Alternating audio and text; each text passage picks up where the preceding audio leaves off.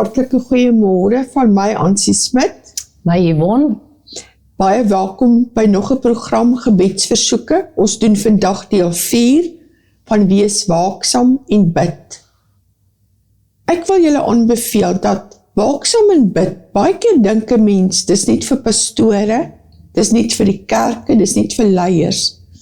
Maar dis 'n verantwoordelikheid vir ons elkeen om elke dag te waak en te bid.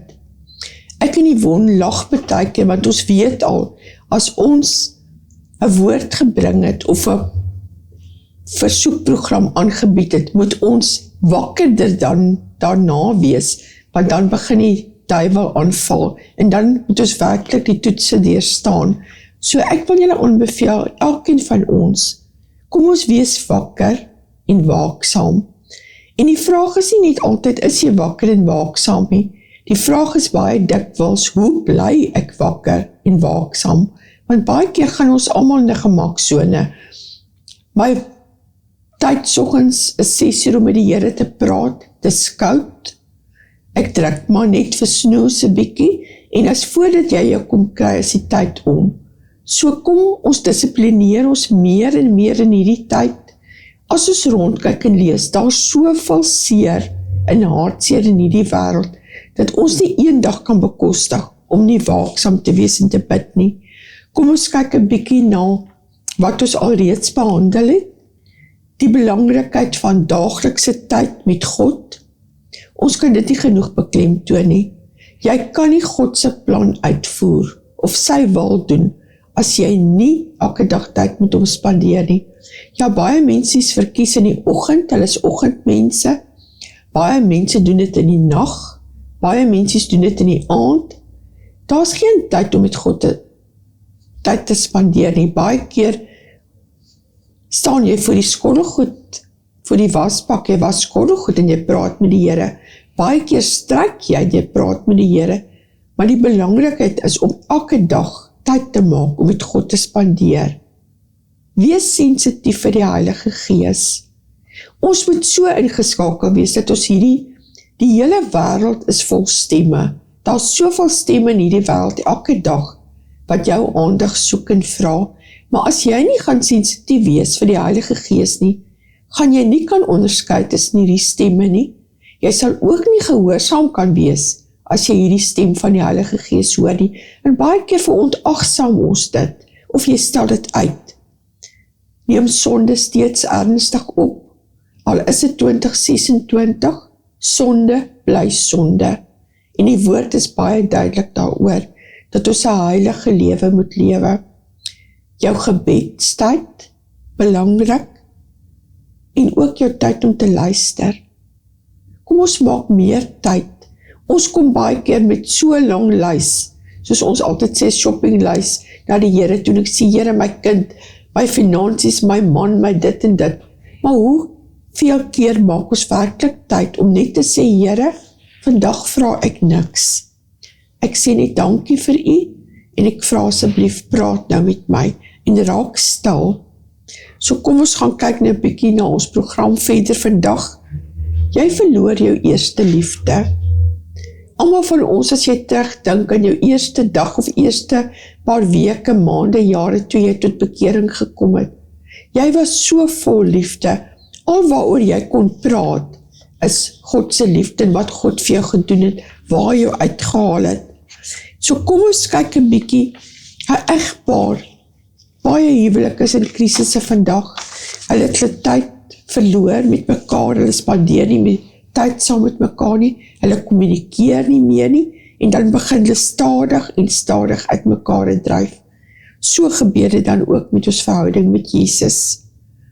Die ander belangrike punt, die wêreld word vir jou belangriker as God. As ons gaan kyk na ons jong mense, hoeveel tyd spandeer hulle op TikTok en al hierdie ander dinge? Hoeveel tyd sit die ouer mensies voor die televisie? Hoeveel tyd spandeer hulle met die koerant? Daar is niks meer verkeerd nie, maar moenie dat jou tyd met die wêreldse dinge meer word as jou tyd met God nie. Ons sê baie keer waar jy jou tyd spandeer, dis waar jou hart is. So kom ons vra ons elke dag aan die einde van die dag, moet ek my tyd spandeer? Tyd is iets wat jy nooit weer gaan terugkry nie. So ons moet elke geleentheid wat ons het benut, God se koninkryk uit te brei, uit te leef. So kom ons stel God eerste elke dag in ons lewe. Wat moet ons doen? Hoe keer ons terug na hierdie dinge wat ons aanvanklik, hierdie liefdesvlam wat ons gehad het?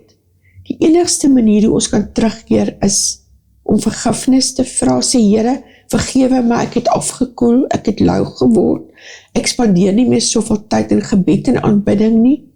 Help my om gehoorsaam te wees. En begin, baie mense kry seer en dan kan hulle nie dadelik weer bid nie. Maar sit vir jou praise en worship musiek op. Begin net om stil te raak en die Here te loof en te prys.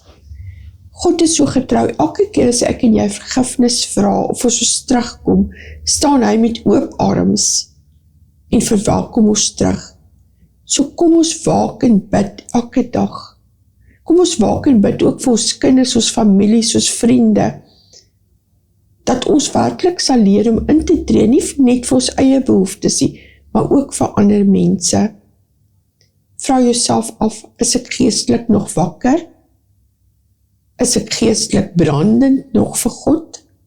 Het ek miskien 'n deur iewers oopgemaak vir die vyand?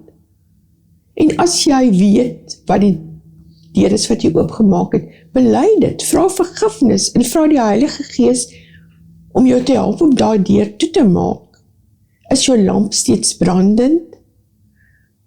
As Jesus vandag terugkom, waarmee sal hy my en jou besig vind? Dit is so 'n belangrike vraag wat ons elke dag moet afvra. As ons Vader nou terugkom, waarmee is ek en jy besig? As ons 'n bietjie dink, God roep ons nie net om wakker te word nie, maar om wakker te bly. 'n Waaksame Christen leef elke dag naby aan sy Skepper. Hy is vol van die Heilige Gees. Hy is gereed vir die wederkoms. Hy is gereed om te sterwe, want hy weet waarheen hy gaan, sy ewige lewe. So kom ons hou ons besig om die koninkryk van God te bou. Ja, as jy 'n bietjie vir jouself gaan en Galasiërs 5 gaan lees, die vrug van die Gees, en jy lees al die dinge, jy vra miskien, maar ek dink tog nie sulke vreeslike sonde nie. Wat is nou eintlik sonde? Ek sê altyd, Galasiërs 5 is ook eintlik die karakter van Jesus, en hy sê tog, ons moet sy karakter volg, sy voorbeeld. So as jy al die dinge van die vrug van die Gees, die goeie dinge nastreef, soos wat Jesus geleef het, sal jy nie die slegte dinge doen wat Galasiërs 5 van praat nie. So hoe meer jy in die Here is, hoe meer heilig sal jy word. Hoe minder jy by Jesus is, hoe verder sal jy van hom af wegdwaal en aan die slaap raak. En daardie tyd wanneer die dief inbreek, is jy nie van geweet nie, want jy het nie gewaak nie. En daarom moet ons wakker wees as geestelike kinders van die Here, wanneer die uur kom, wanneer die wederkoms gaan aanbreek, laat ons nie aan die slaap is nie, maar wakker bly, soos aan sy gesê het. Jesus sê in Openbaring 16 vers 15, kyk, ek kom soos 'n dief, want gelukkig is hy wat waak. Mag ons nie net luisteraars van die woord wees nie, maar doeners daarvan. Laat ons vandag kies om wakker te bly en te bid, die Here lief te hê en getrou te volhard totdat hy kom. En dit sluit ook aan oor, hoe moet ek hierdie grond van my grondgebied beskerm om wakker te bly? Wat moet ek doen om hierdie sondes te kan weerstaan? So kom ons kyk 'n bietjie, wat moet ons doen volgens die Bybel? Baie mense is versigtig om hulle huise met alarms, heininge en slotte te beskerm, maar vergeet dat ons ook 'n geestelike grondgebied het wat ons moet beskerm. So ja, ons beskerm ons huis, ons het 'n alarm in, ons het diefwering in, ons het kameras in, en soms is dit nog steeds met al daardie veiligheidsaspekte moeilik om die skelms buite te hou. Hoe nou nog meer ons geestelike lewe? Satan probeer voortdurend om toegang tot ons lewens te kry, ons huwelike, ons gesinne, ons denke en ons bedieninge invloed te kry en 'n deur oop te maak.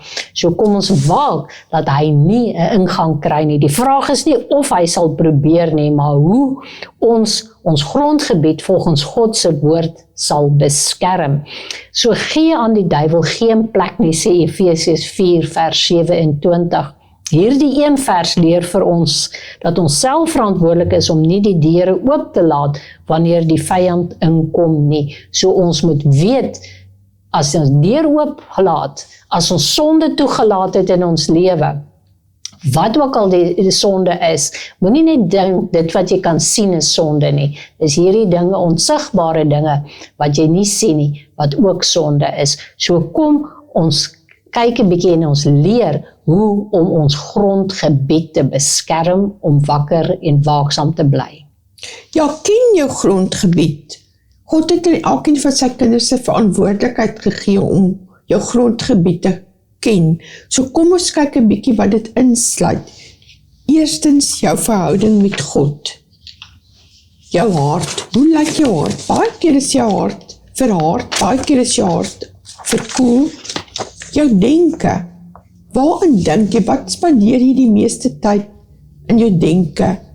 Jou huwelik, jou kinders en jou kleinkinders, jou huis, jou bediening, jou werk, jou getuienis.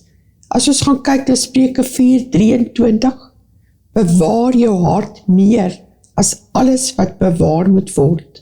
So as ons nie ons hart beskerm nie, gaan dit die res van ons lewe, of dit gaan ons lewe beïnvloed. So kom ons wees waaksaam, ons bewaar ons hart meer as ooit tevore. Dan kyk ons, moenie die deure oopmaak vir die vyand nie. Hoe maak ons hierdie deur oop? Baie keer is dit onvergewensgesindheid, dis bitterheid, dis sonde, leuns, okkultisme, trots, ongehoorsaamheid. So vra ook die Heilige Gees om vir jou te wys, wat is daar in jou hart, wat nie daar hoort te wees nie?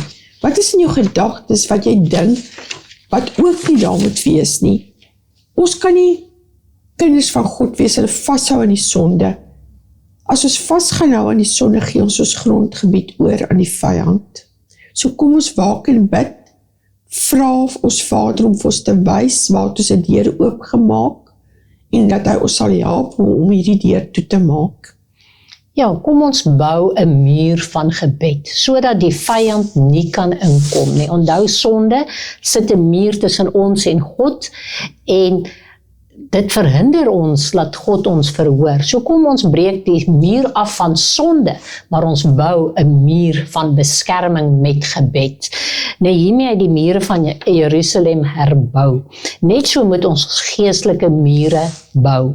Hoe bou ons geestelike mure?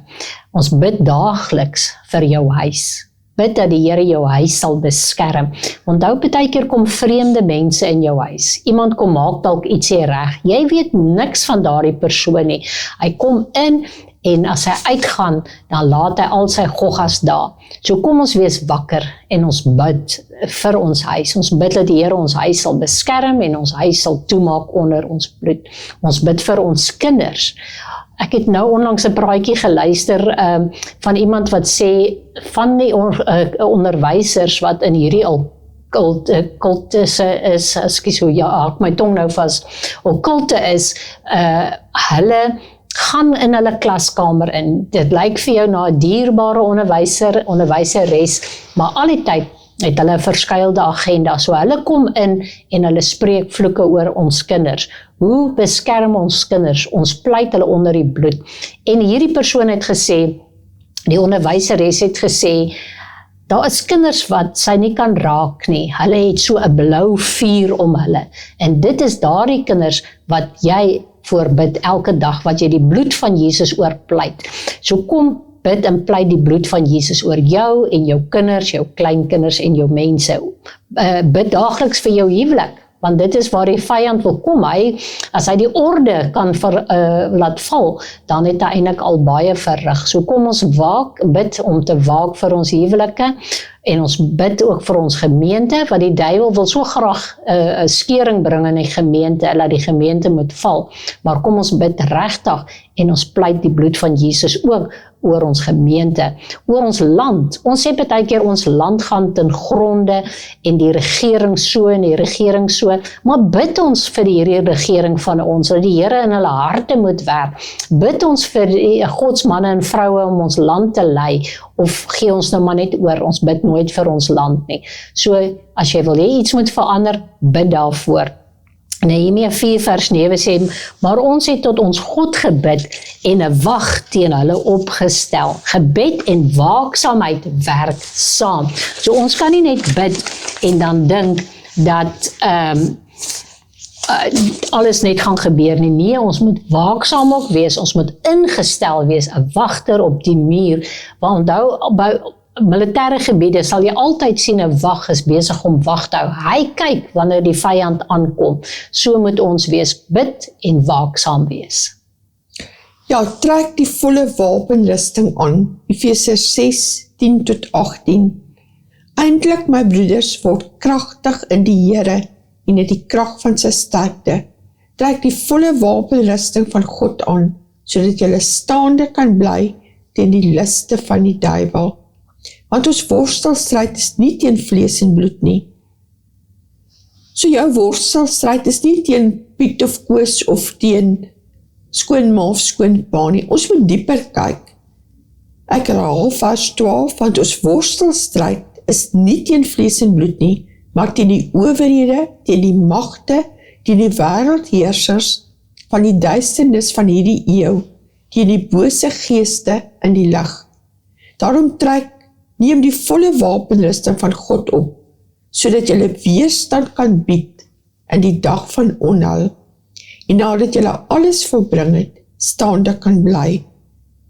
Vers 14, staan dan vas, julle lendene met die waarheid omgord, met die borswapen van geregtigheid, julle skoene aan julle voete, die bereidheid vir die evangelie van vrede. Behalwe dit alles, neem die skild van geloof op, waarmee julle al die vuurige pyle van die bose sal uitblus. Vers 17, en neem aan die helm van verlossing en die swaard van die Gees. Dit is die woord van God. Terwyl julle met alle gebed en smekinge by elke geleentheid bid in die Gees, en juist daartoe waak met alle volharding en smeking vir al die heiliges. Kyk gerus in die ander vertalings, kan lees 'n bietjie Efesiërs 6:10-18, ook in die ander vertalings. Dan vers 19, en vir my, sodat 'n woord my gegee mag word, as ek my mond oopmaak, om met vrymoedigheid die verborgenheid van die evangelie bekend te maak. Vers 20, waarvoor ek 'n gesant is in kettinge, sodat ek daarin vrymoediglik mag spreek, soos ek moet spreek. God gee nie net een wapen vir ons, hy gee vir ons 'n volledige wapenrusting, 'n gordel van die waarheid, 'n borswapen van geregtigheid om jou hart te beskerm, skoene van die vrede, staan vas in die waarheid en verkondig die evangelie, die skild van die geloof, weer al die pyle van die vyand af, wat in jou afgevuur word, die helm van verlossing, dit beskerm jou gedagtes, die swaard van die Gees, die woord van God, volhardende gebed aktiveer al hierdie wapens. So geen soldaat gaan sonder beskerming oorlog nie, so kan ons as kinders van God ook nie in ons daaglikse stryd staan sonder hierdie wapenrusting van God nie. Ja, bewaak jou mond. Ons woorde bou of breek. So woorde kan jou muur afbreek of woorde kan jou muur bou. So kom ons bewaak ons mond. Spreuke 18 vers 21 sê, dood en lewe is in die mag van die tong. Moenie vloek nie, moenie negatief praat nie, moenie twis swaai nie. Praat liewerste lewe, seën, geloof en waarheid. Want daaraan is dit wat ons kan sien hoe ons geestelike mure opbou. Beskerm jou gedagtes. Satan val gewoonlik eers die gedagtes aan. Ons het nou gesê, die helm van verlossing is waar ons gedagtes aanval. Alles gebeur gewoonlik hier. Dit gebeur nie net spontaan nie, dit gebeur altyd hier. 2 Korintiërs 10 vers 5 sê, in die nuwe vertaling, as ook elke skans wat teen die kennis van God opgerig word, ons neem ook elke gedagte gevangene om dit aan Christus gehoorsaam te maak. Daarom is dit belangrik, wanneer jy in die oggend gaan en voor jy bid en Bybel sê, Here, ek neem my gedagtes gevangene tot gehoorsaamheid aan u woord, sodat jy kan hoor wanneer die Here met jou praat. Elke verkeerde gedagte moet gevangene geneem word. Vra jouself, stem hierdie gedagte ooreen met God se woord? As dit nie is nie, bestraf dit en bind dit. Bring hierdie gedagte wat ek nou het vrede, gaan dit vrede bring? Vra vir jouself, gaan hierdie gedagte wat ek nou het Jesus verheerlik? As dit nie is nie, dan moet jy dit bely en jy moet dit afsny. Ja, wees waaksaam, ons het daaroor al gepraat. 1 Petrus 5 vers 8, wees nugter en waaksaam. Die duiwel soek voortdurend iemand wat geestelik slaap. 'n Christen moet geestelik wakker wees. Dan kom ons kyk 'n bietjie, val jou huis met God se teenwoordigheid. Het jy al in iemand se huis gekom, of in 'n besigheid of 'n plek, en dan voel jy dadelik die vrede, of jy voel angstig, jy voel, iets is hier nie reg nie. So kom ons vul ons huis daagliks met God se teenwoordigheid. Lees die Bybel, bid saam, speel veel musiek. Baie mense se radio's aan op 'n geestelike kanaal, speel dit, loof en prys die Here. En ook as 'n gesin, as jy dit as 'n gesin kan saam doen, nog wonderliker.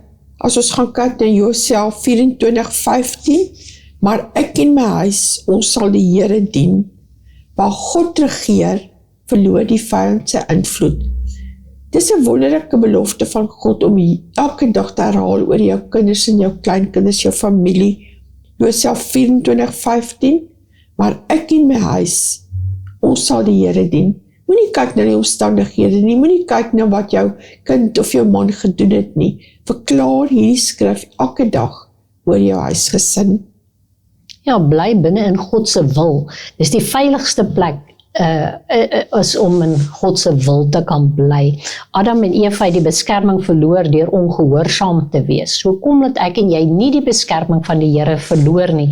Jesus het oorwin deur volkome gehoorsaam te wees.